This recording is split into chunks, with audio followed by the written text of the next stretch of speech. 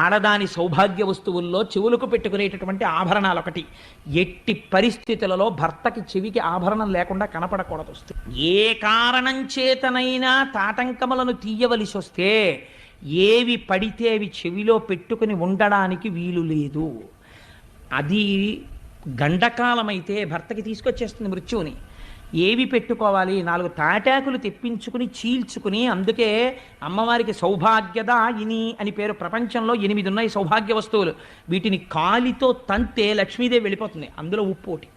అందుకే ఉప్పొద్దు అని కానీ ఉప్పు తగ్గిందని కానీ భోజనం దగ్గర అనరు.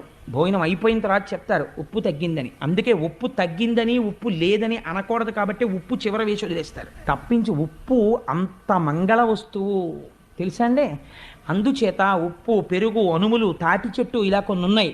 ఆ తాటాకు యందు అమ్మవారి తత్వం